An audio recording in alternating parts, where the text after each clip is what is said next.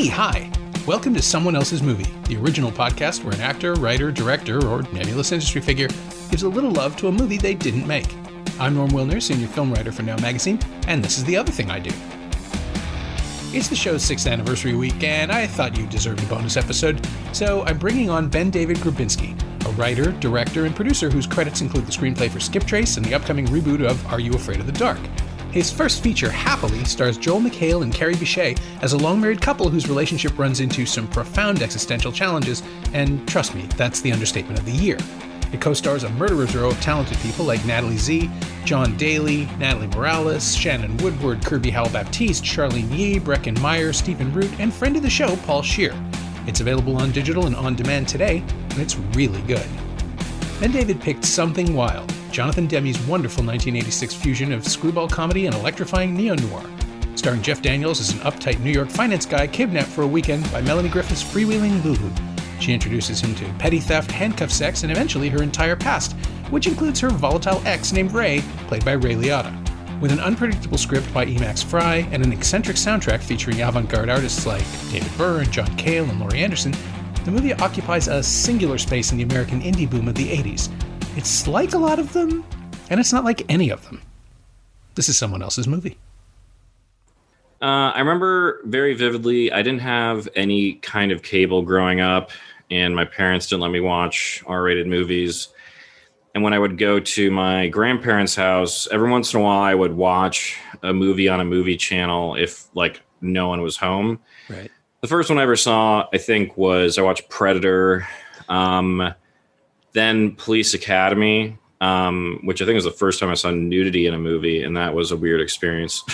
But the biggest thing for me was I watched Something Wild, and it was an example of me realizing that movies could do more than I thought they could. Like, it was a very big transition point for me in terms of understanding tone and stakes in movies, and like that a movie could be funny but also something else. It made me just deeply uncomfortable when the tone switches, and we'll get into it later, but the movie takes a turn that is still exhilarating now, watching as an adult, and I've watched it a lot, especially my Criterion Blu-ray of it. But when someone said, hey, do you want to do a podcast and talk about a movie, there's a short list, and it really just got down to this and Barb and Star, and I decided to go with this. So, I mean, both films are kind of dedicated to upending the idea of what they're supposed to be. Although Barb and Star just does it in the first frames, and Something Wild takes about an hour. Yeah, Barb and Star also just does it in terms of in a meta overall sense, because I just don't think anyone could have had the expectations that it lived up to. I mean, because personally, I think it's a perfect movie. But let's talk about another perfect movie, Something Wild. Sure thing.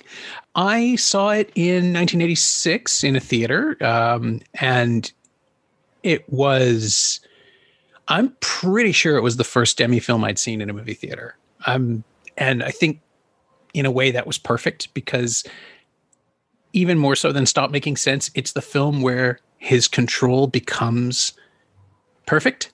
Every 2 or 3 pictures, he would make a movie that would show you the potential of the genre he was choosing to work in. And with Something Wild coming after things like, you know, Desperately Seeking Susan, or what was the other one I was thinking of right around that same time? There was a wave of not exactly Manic Pixie Dream Girl, but squares being loosened up by women who were unconventional, let's say, at least. And now it would be borderline like personality disorder at the worst. I don't know how to explain it, but what's going on in Something Wild, and I watched, like, the trailer is so instructive to see how Orion thought they were selling it in 86, where, you know, Ray Liotta pops up a couple of times, but he's mostly just laughing and smiling and being intense. You don't get any sense of what the second half of the movie is. And in the theater, it was like being shaken, like picked up and shaken. The lights go down in the shot where Liotta shows up. The tone actually gets darker. The shift is so stark and shocking. I literally just tweeted about that when I was watching this movie, is the way that the lighting changes to introduce Ray Liotta in this movie is one of the most, to me, exhilarating film choices ever, where it's like the literal lighting of the movie changes to let you know we're not in light territory anymore. And you almost might not even notice it, or you might not think it's meaningful and then still be caught off guard. But the filmmaking shifts really strongly the second he's on that dance floor. Yeah, so much of the movie is thrown out at that point. We never see Audrey's mom. We never see Peaches again. We never see most of the world that they've been like. The bounce, there are no more cameos. There's no more fun stuff and playful appearances by other directors that, the filmmakers are throwing in to amuse themselves and the people in the know. It just gets so suddenly focused on Ray. Like he takes over the film. And I don't think I'd seen Liotta in anything at the time. He just appeared, and it's amazing casting, but it's I can't think of anybody else. He has this real live wire danger to him that even I don't think in anything else I've seen him in, he's been, outside of like Hubie Halloween, I don't think he's ever been that level of scary. It almost feels like it's a slow burn horror movie. You just don't know you're watching a slow burn horror movie when that shifts.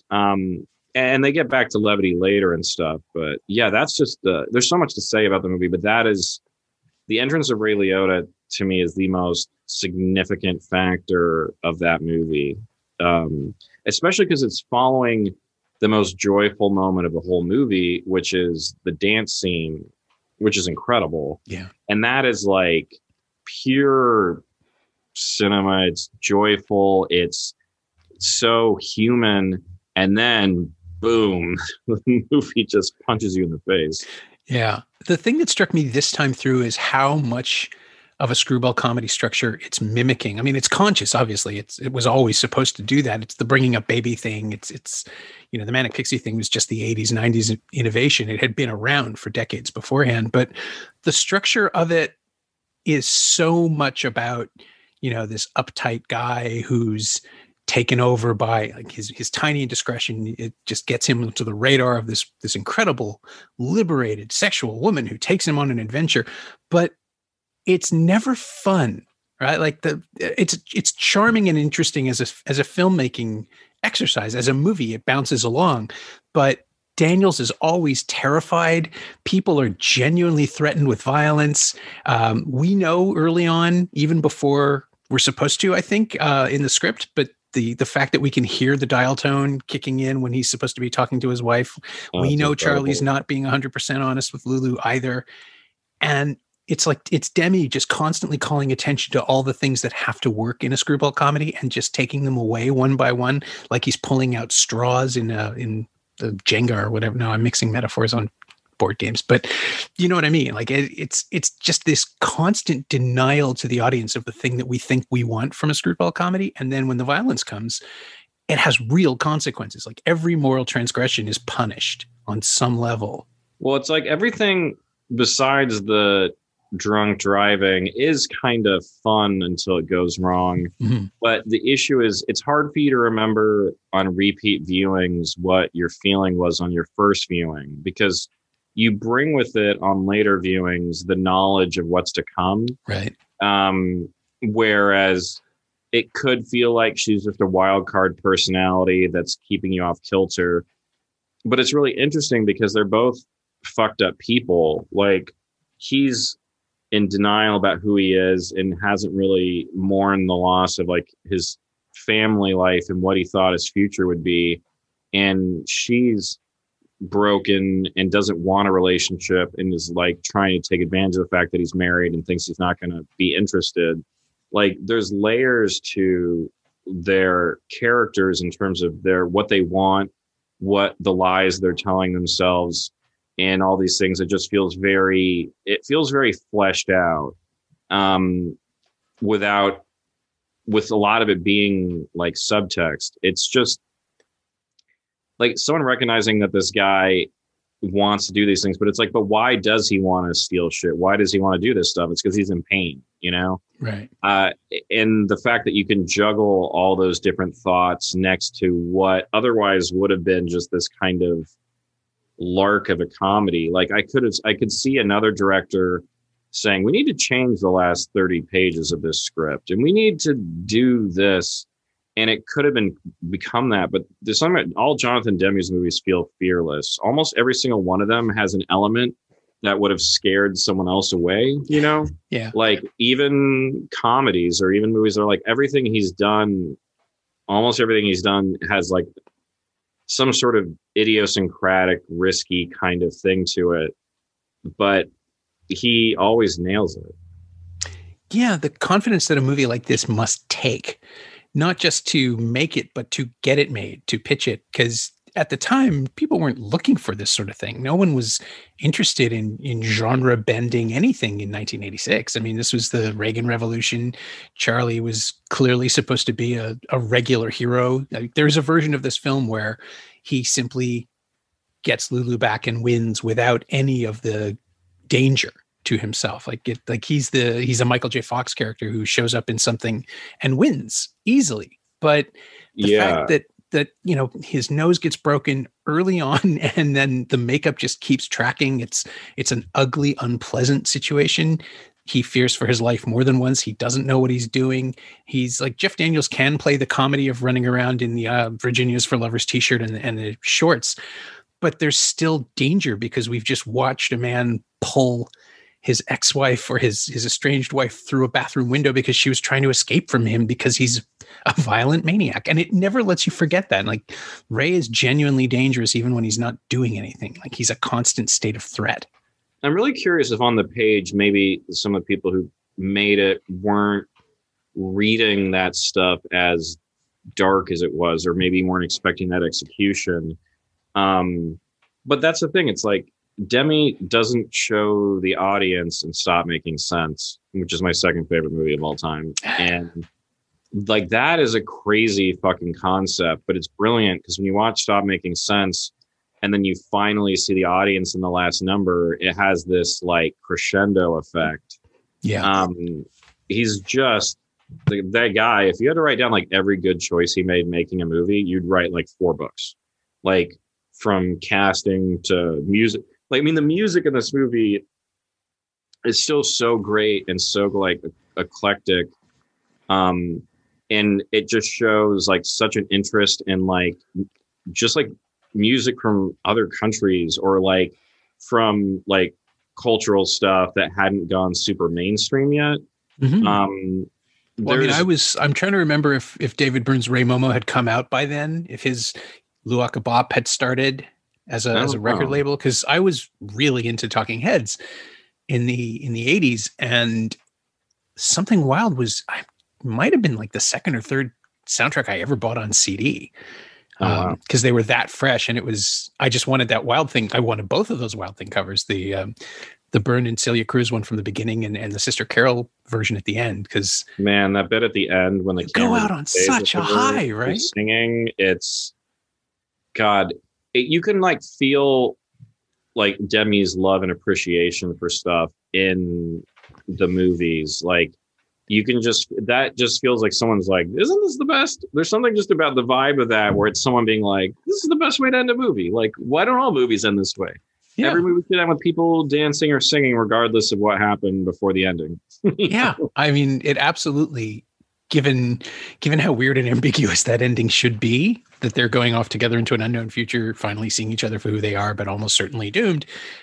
You don't think about it at all. You just, because your thought is, hey, at least there's music. Yeah. Like the score, the soundtrack is just so lively. I love how New York feels in the movie, but I also love how cities feel in all of his movies. Like, Silence of the Lambs, every location and town and house, it feels so lived in. And that's also another thing too. It's like the apartments and houses, and this, even the one that's like empty from his family leaving, it just feels so raw and real. It feels like there's like a history there. There's just like a lot of just really good choices is basically my feeling about Jonathan Demme and his movies. I haven't said that yet. He made good choices. I think it's a given. After Hours, that's the other one. The other one that this is not is that was another manic pixie kind of thing with Griffin Dunn being lured into Soho by Rosanna Arquette. Yeah, but then she like dies before you could really like say it's too much. That it's like then he's surrounded by other manic pixies. The other movie that I saw when I was younger that I liked in the same way, but I don't think holds up scene to scene, is Into the Night. Into the Night, I love it, but in terms of its like episodic nature, some of the sequences work better than others. And when you're in an episodic movie, you kind of live or die on that consistency. But Into the Night, like I grew up crazy into John Landis movies, even though I didn't necessarily know it, because I watched Blues Brothers like 100 times as a kid, and I love Trading Places, and I love Spies Like Us. But Into the Night, I recorded off a TV, like the edited version, which isn't. I didn't watch it until again when I was an adult, and I was like, "There's a lot of nudity in this, and why am I watching it on an airplane?"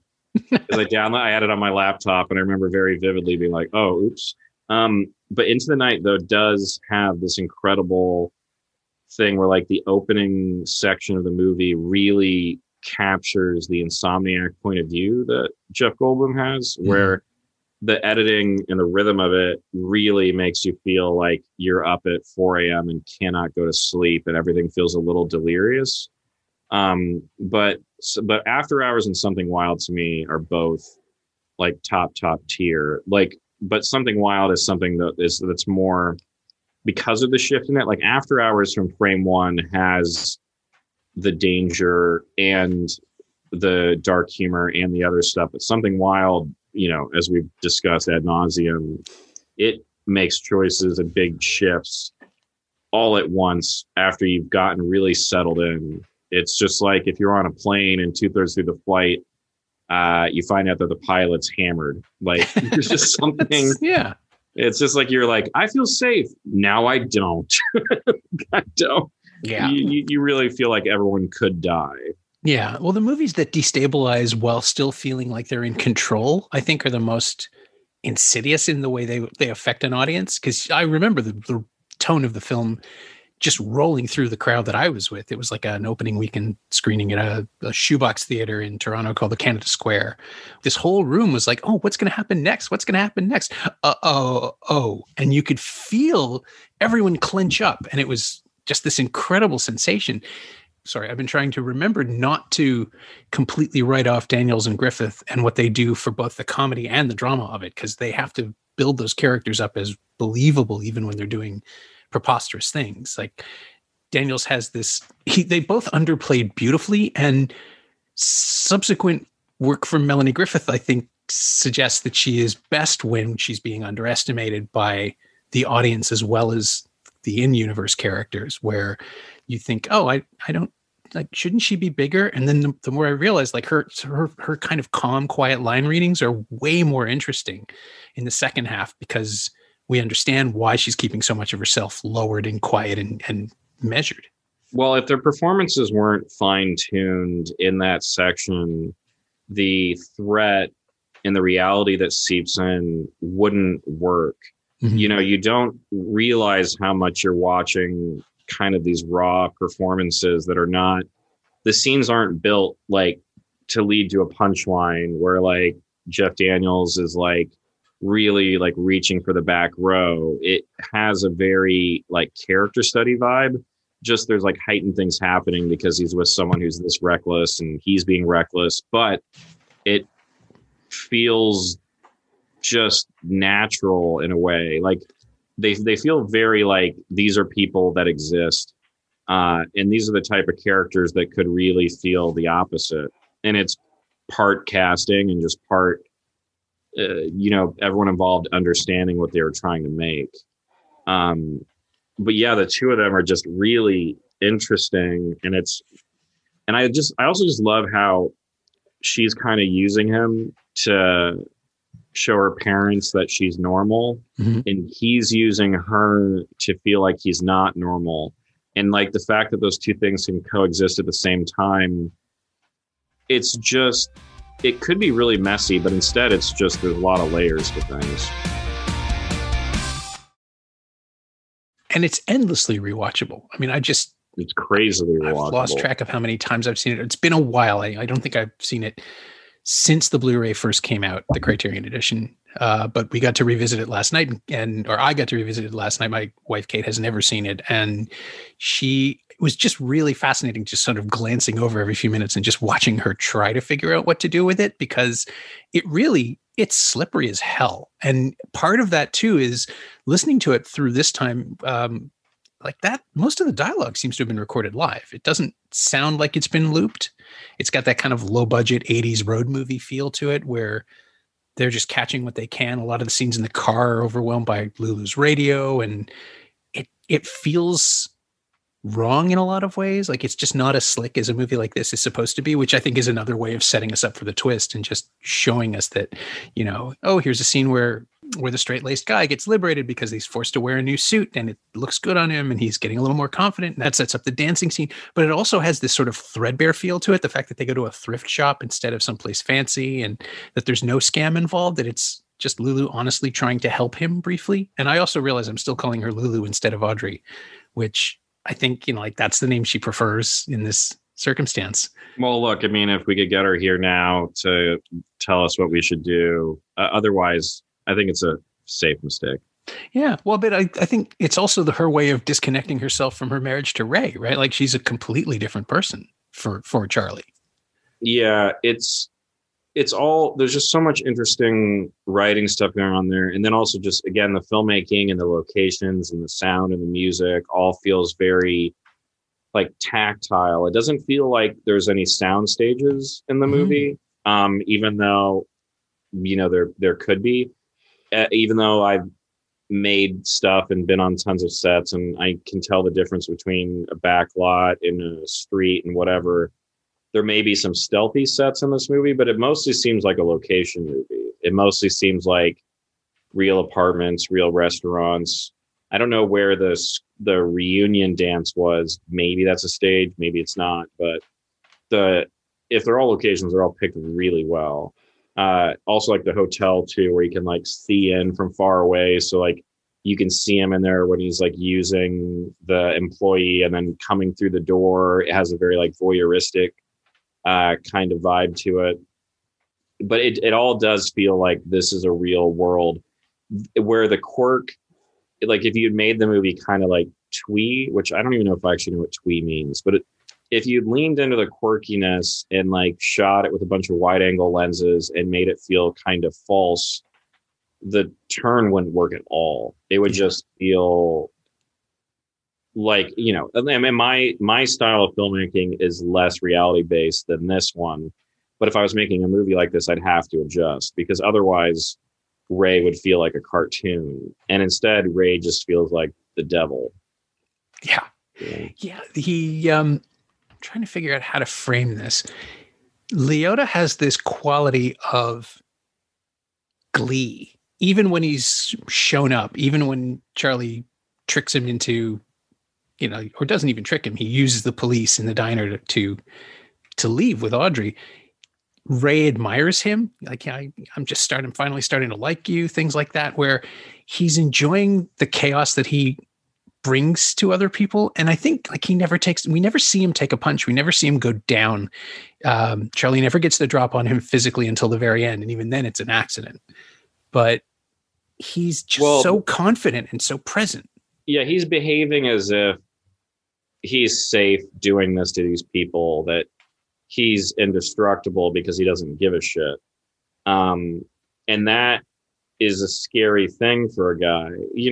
When you say glee and you think, but I also think of like in Goodfellas, there's a lot of moments of him laughing or enjoying things that are borderline sadism. But the way he does it in that movie, I mean, that's just the brilliance of Goodfellas, is like that you can go from him in this, where if this is the only time I'd seen him, I'm like, there's no way I would empathize with this guy as a gangster or want to be him.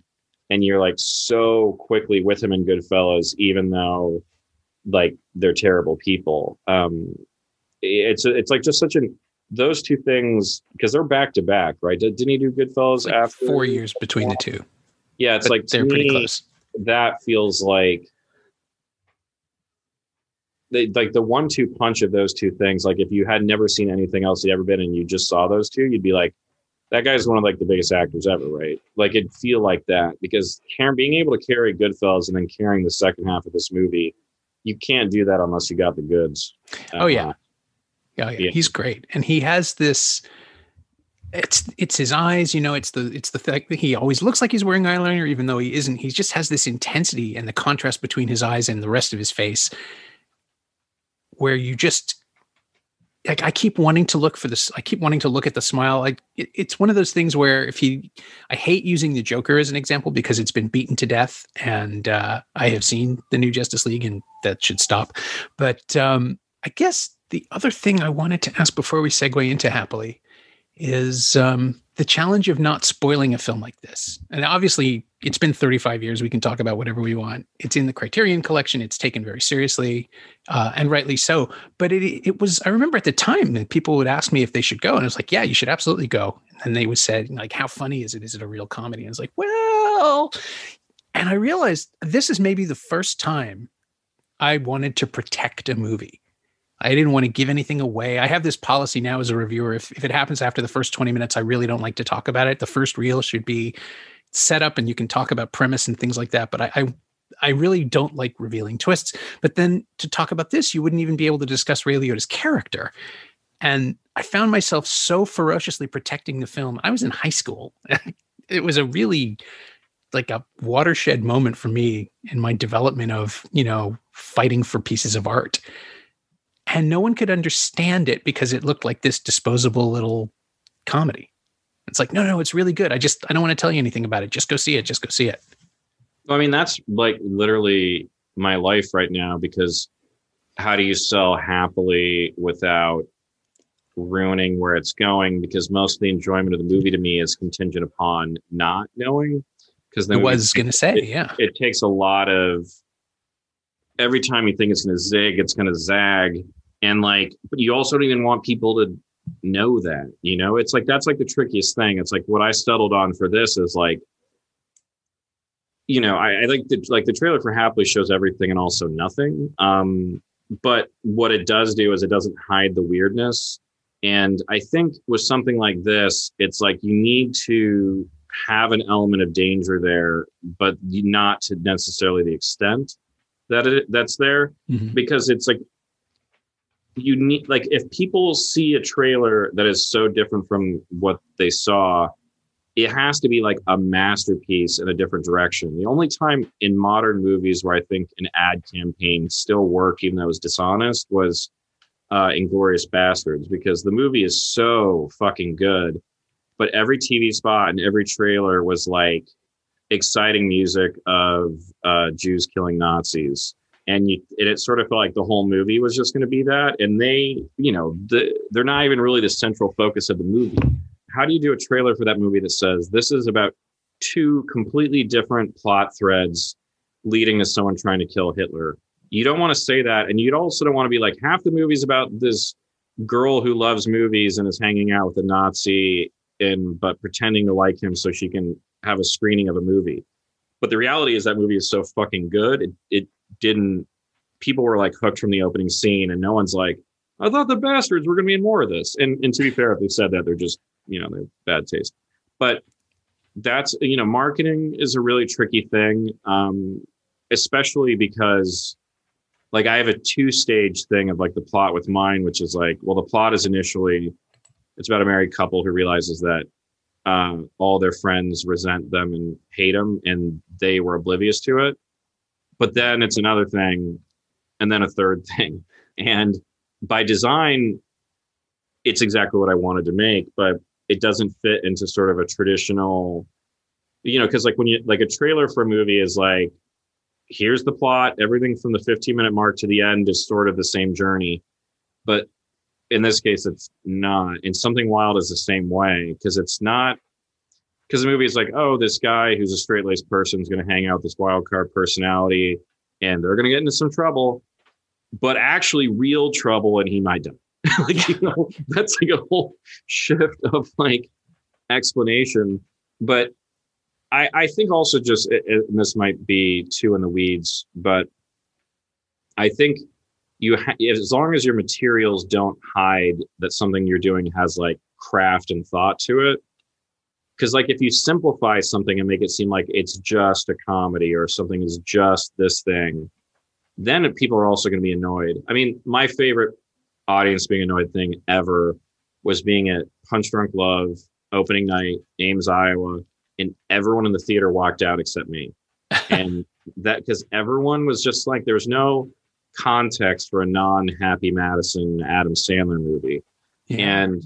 And the movie was like heaven to me, and it's still like in my top 5 of all time. But man, going to see a movie where you're like, this is a religious experience and everyone else has walked out.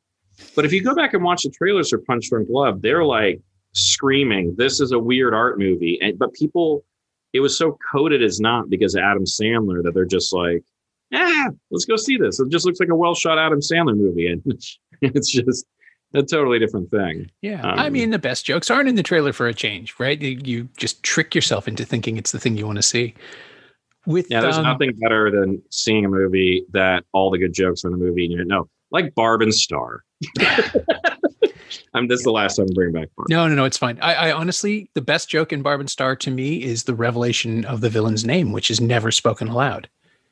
But oh my God, but I mean, yeah, but I feel like everything is almost second to Trish. But Trish is there's a lot of levels to the jokes, or like just the payoff of the suicide drink, where later the antidote is like the iced tea. It's a pretty dense screenplay. I've only seen it 4.5 times. I'm not even kidding. I have watched it once, but I did grab Edgar's Prayer on YouTube and have watched that on a loop about 5 times a day. Man, just some people want to be official couples. Speaking of official couples, Happily.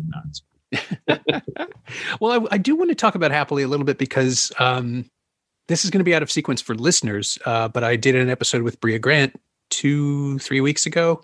We were talking about the film itself and the tone, and the thing that amazed me the most about it was realizing maybe 45 minutes in that you had managed to do, like, you've made a better version of The Box than Richard Kelly did, but it sounds insulting to him, and that's not what I mean either. There's this free-floating anxiety that he deals with so well, and your film finds the same uneasy energy of people who aren't sure that they can trust either themselves or the world around them, and just the idea that the floor keeps sliding out from under everyone over the course of the movie. I found that absolutely exhilarating because that never lands. It never gets all the way to the end, and you managed it. Your film actually does that, and Something Wild does it too, which is why it makes perfect sense that we're talking about it.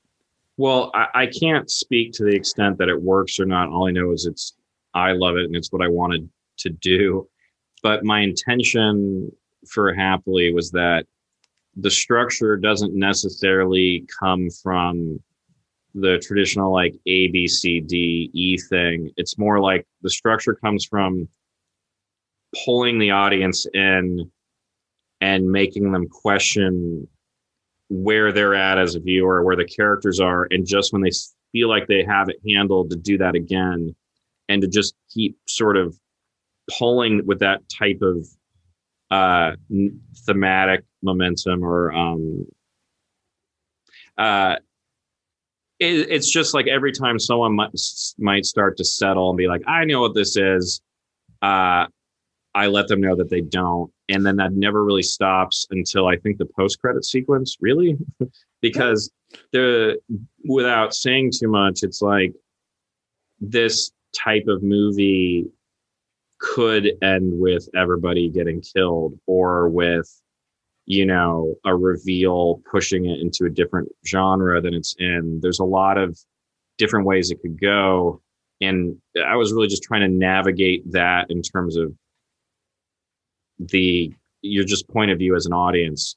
And I still, hopefully the trailer doesn't fuck that up too much. I don't think it does. Did you watch the movie before or after seeing the trailer? Beforehand. I try to avoid stuff like trailers, marketing, everything until I have seen a film. I try to see stuff as cold as I can. Yeah, it's funny because like, people are going to hate when I say this because it's not a good selling tool, but it's not one genre at all. And at times it can be a bunch and at times it can just be one, but to me, I do think it like all organically feels right for the story I'm telling. But again, it's like, if you're going to make a movie for not a lot of money, my feeling is you should make something personal and specific. And a lot of smaller movies, to me, feel like they're trying to make a studio movie without being greenlit by a studio or without studio financing. So they're trying to make, like a Nora Ephron movie for $5. And part of the appeal of Nora Ephron movies is that they are big, slick kind of studio things. Yeah. And for me, it's like, if I'm going to make a small movie, I might as well try to get away with something, as opposed to making it very down the middle. Does any of that make sense? It does. Yeah. I mean, we see a lot of calling cards just because people want to immediately launch themselves into bigger stuff. So you either get high concept movies that don't take risks, that just do the concept, or you get wild swings that more often than not exceed their budget, really, like literally can't handle the ideas that they're throwing around. Also, because now we are in this wave of indies that are trying to be dystopian surveillance movies. It means that people just think all they need is crappy video, and that doesn't work exactly either. I've seen 4 of them in the last 2 months, and they're exhausting. But the films that take an idea and run with it, and at least, the way Happily employs music, your soundtrack selections are just a way of sort of taking my hand and saying, I have a sense of what I want to do with this. And you're referencing other work in a way that I found really, it's confident on the filmmaking part, but it's reassuring to me as a viewer that you know what you're doing. Like, whether or not it's going to go somewhere I'm going to like or appreciate, there is a sense of a vision here. Like the movie, I've said this a couple of times recently in watching stuff, is like, you have to trust the film, and until it shows you can't trust it. And Happily is a movie that plays fair with the viewer, even if it doesn't play necessarily fair with the characters, which I always, I have to respect that. That's a sign that the director is in charge, that you're not just ticking off lines on a box. You're telling a story in a straight line the way you want to tell it. Well, again, I can't speak to whether or not I'm successful in what I'm about to say, but my feeling when you watch a movie is sometimes you watch a movie and very quickly feel like, I don't feel comfortable here. I don't know if they really have a clear vision of where this is heading. In the metaphor I always say, or analogy, whatever the word is, sometimes you get in an Uber and you want to tell the driver, hey, make a left on this street and go here. But then sometimes you get the vibe immediately that like they know what they're doing and you can just relax and look at your phone. And I wanted to make a movie where you sort of feel like the driver knows the best route to get where you're going. Like, you want to feel like, okay, I can just relax and just let this movie happen. And I think a lot of that comes from just sort of kind of specificity, in terms of tone or visuals or sound or music or performances, or feeling like all of them are working in context of each other, because like sometimes you can watch a movie and like there's a bad needle drop and someone feels like they're miscast and you're not sure how you're supposed to feel about a scene. And then you're like, it's hard to like sort of recover. Yeah. And hopefully that's not an issue I have with this, because my intention was really to make it feel like there was sort of a steady hand the whole time. Like, where even if you don't like the movie, I feel like you could walk away being like, well, that guy definitely made some choices. Yeah. I think that's the tension I'm talking about. And it, again, it puts me in mind of Something Wild, where you can watch it as a perfectly satisfying romp. And if you really still insist, even in the second half, you could probably convince yourself that it's still a comedy, right? Like just the way they ditch Margaret Colin, and that's Margaret Colin. I'd completely forgotten she was in this. I never remember her every time. It's just like, oh, that's great. She shows up and is never, like, they leave her at the buying cigarettes and we never see her again. And she probably has a fun story to tell the next week, but it's also, well, that's actually a thing, not to cut you off, remember where you were, that Jonathan Demme talks about on the Blu-ray that I will never forget. And I thought of it when I made Happily, is that you have to cast every character so that like once they show up, that's all you're paying attention to, even if they're only there for 10 seconds. Yeah. In every part in Something Wild, even like a cop on the side of the road, you're like if that person came back, you'd be like, oh, great. Like that person was so interesting and well cast. Or, you know, if there's like some guy from a band working in a convenience store, you're just like, oh, that person really pops. And like for her, it's like she has so much presence and then is gone. But that I think just speaks to the quality of the movie, you know? Yeah. And in her one scene where she gets to talk to Audrey in the convenience store, we see that she's just as afraid of Ray as Audrey is, which is such a great little detail, that she's even more helpless and swept up in this dangerous moment, but she gets out. And then who's the other person I was thinking of too is it's Larry's wife. It's either Pam or Peg, who is pregnant. Oh, so good. I love her tiny little acting moments.